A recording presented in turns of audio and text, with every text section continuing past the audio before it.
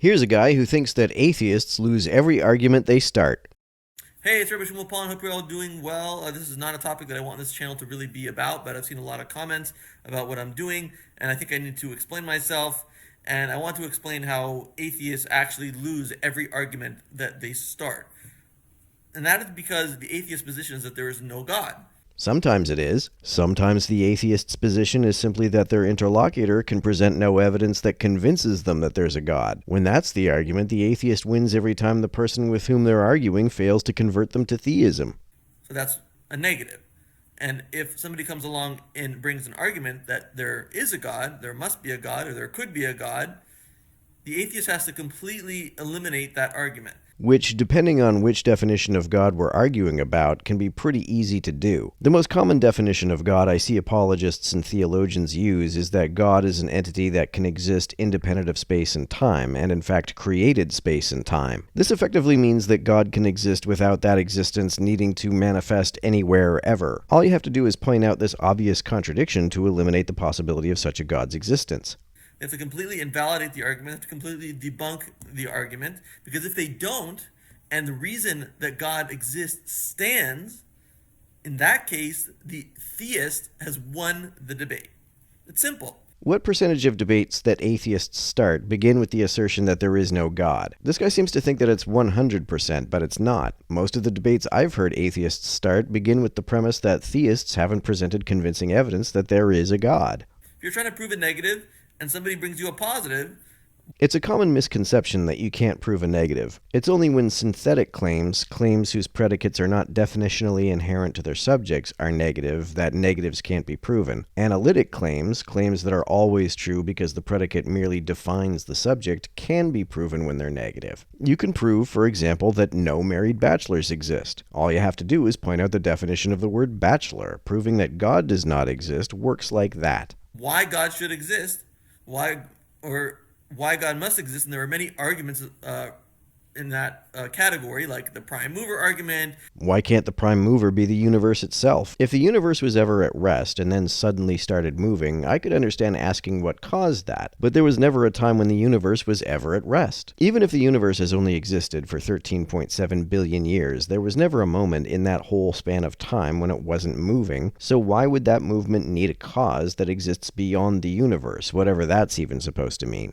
Intelligent design argument. There's nothing about nature that shows signs of intelligent design. It's not even clear how we could reliably discern intelligently designed systems from natural ones. Apologists tend to be fair-weather friends to this argument because anytime poor design is pointed out, it's blamed on the fall. When things in nature work well, it's because of God. When they don't, it's because humans screwed it up. This excuse renders the argument non-falsifiable and therefore meaningless. All examples of poor design can simply be dismissed, such that the truth of the assertion that the universe is intelligently designed is indistinguishable from its falsehood. The fine-tuning argument. The fine-tuning argument is actually evidence against God's existence. At the very least, it's an argument against an all-powerful God because it implies that God would have to futz around with the parameters of the universe to get life to exist within it. An all-powerful God would be able to put life into a universe with any set of parameters without having to finely tune them. In fact, if we lived in a universe that had a set of parameters that made the natural development of life impossible, that would be far greater evidence that life is not a merely natural phenomenon. The argument from Sinai, which I have brought to the fore. The argument from Sinai says that since God appeared to all of the Israelites at Mount Sinai when he issued the Ten Commandments, the passage in Exodus describing this couldn't have been made up because some member of the Israelites would have said that didn't happen if it did not in fact happen. The problem with this argument is that it looks very much like all of the book of Exodus was made up. There are no Egyptian records of a slave revolt. A common apologist excuse for this is that it was embarrassing, so they didn't make any record of it, or they destroyed all the records of it. This would have had to have been the most thorough cover-up in all of history, though, because there is no evidence of any Israelite cultural influence in Egypt at all from that time, nor is there any evidence of Egyptian cultural influence on Israelites at that time. There is also no evidence of the 40 years Moses and his people allegedly wandered the Sinai. Apologists will sometimes say that absence of evidence isn't absent evidence of absence, but that really depends on how much evidence we could reasonably expect to find. The idea that a whole nation of people wandered the Sinai for 40 years and nobody outside of the author of Exodus ever wrote about it, or left some pottery or jewelry or some kind of cultural artifacts in the sand that entire time, does seem to me to be far-fetched enough to constitute evidence of absence. You don't have to be very smart to beat an atheist in an argument. You just have to make a solid case that there should be a God or could be a God. If that's so easy, why has nobody ever done it? And you win the debate. And it's as simple as that. I will delete hateful comments, and I've been doing that because this channel is not about atheism. And people are leaving comments about atheism on basically everything that I come out with. And why would I want irrelevant comments on my videos? And furthermore, this channel is about love and unity. And that's what I want this channel to be about. I don't want it to be a place of debate. Then why are you giving debate coach advice? The whole idea of Judaism is the unity of God and the unity of the world with God. So my goal is to unite as many people as possible, not to have debates on my channel. And just like I wouldn't want somebody to dump like a pile of manure on my front lawn, in the same way, I don't want a pile of hate on my channel, and I have a right to remove that manure, and I have a right to remove that hate from my channel. That's totally within my prerogative. Hate is ugly, and I don't want ugliness on my channel. I'm going to keep it that way, and I do not debate atheists anymore. If it's so easy, why did you give up? And not because I can't win. I do win every single time, as I just mentioned.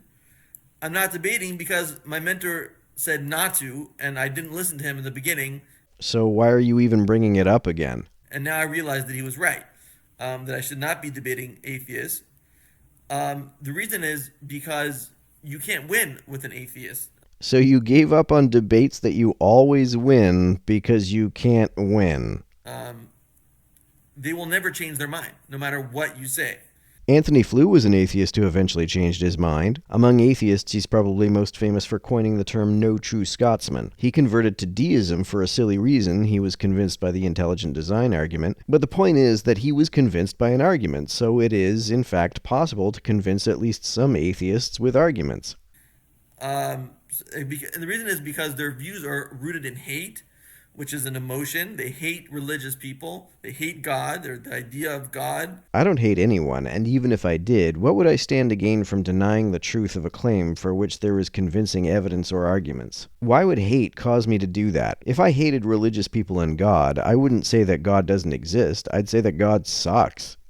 It's not based in logic, so you can't really have a logical conversation with them, as has been proven out many times when I debated with logic 3 times and won every time. And what happened was, in our email debates, which went on for over 100 messages via email, so for those of you who don't feel that I'm worth debating or I'm not intelligent enough to debate atheists, we went back and forth 100 times. And in the end, he got frustrated with me and he left me with a bunch of obscenities. Well, that clearly means you won, I guess. And he didn't talk to me again. And I said that I didn't want to talk to him again because of the immature fashion that he was behaving. If you want proof that that's the way that the debate ended, my email is in the description. You can email me.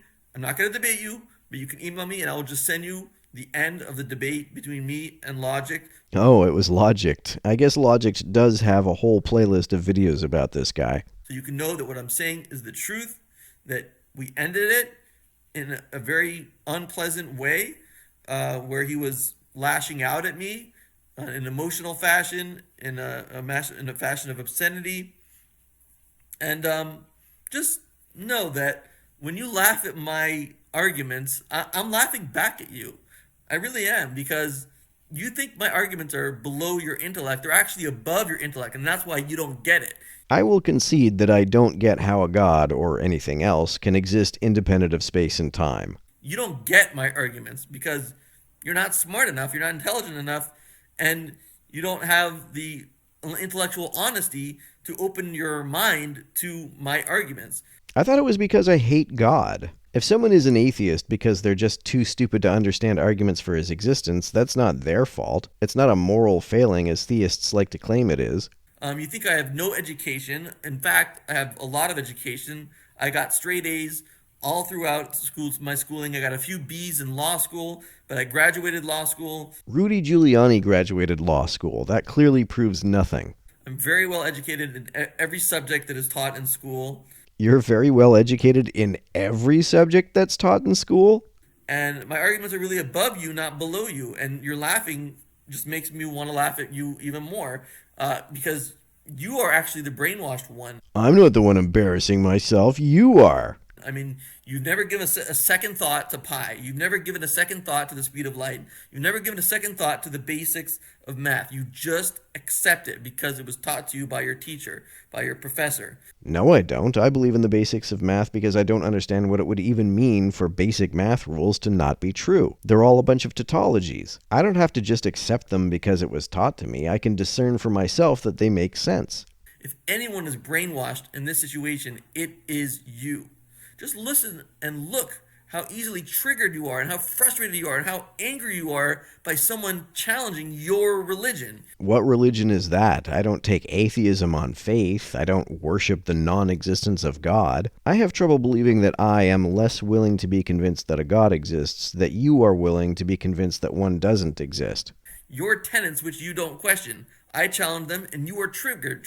You feel you need to fight back with a lot of hate. And that just shows how really how much little confidence you have in your own point of view. I didn't read the exchange between this dude and Logic, so I don't know what set him off, but I can imagine that if someone denies basic logical principles, that could get pretty frustrating. That you can't handle somebody questioning math, speed of light, pi, and these topics of the flat earth. What do you mean by questioning these things? Do you think math and pi are in the same category as the idea that the earth is flat? Or any of these topics. You can't handle someone questioning it, and you usually don't come back with any intelligent arguments against it. You usually come back with just pure hate, which says a lot more about you than it does about me. Now, 3,000 years ago in Egypt, the pharaohs were atheists like you are. The pharaohs started believing in Ra almost 5,000 years ago. During the Third Intermediate Period, about 3,000 years ago, they were still building temples devoted to Ra. The Temple of Hybis was built about 2,500 years ago. What evidence do you have, other than the Bible, that the pharaohs of the time didn't really believe in the gods to whom they dedicated these temples? And then eventually God made miracles that he could no longer explain. And that's what will happen in our generation as well. God will soon make miracles that the scientists cannot explain. There are already so many other things that the scientists cannot explain, but God will make it, he will just put it right in front of your face. Put a falsifiable date on it. Without that, even if it never happens, you will always be able to deflect challenges by saying soon or eventually. I'm not asking for a specific date, just a deadline. Tell me that it will definitely happen before 2030, or it will definitely happen before 2050. Otherwise, you, or the folks who hold your beliefs after we're all dead, will just be able to keep saying soon no matter how much time passes without these promised miracles. Your inability to explain what God will do, the miracles that he will do. If God did a miracle, would you be able to explain how he did it? And even if something happened that I can't explain, it wouldn't follow that God therefore did it.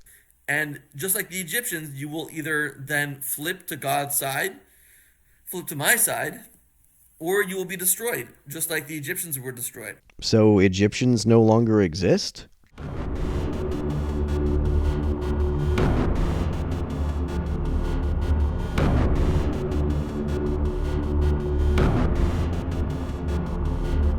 To everyone who helps me out on Patreon, you're a big help. Thanks so much.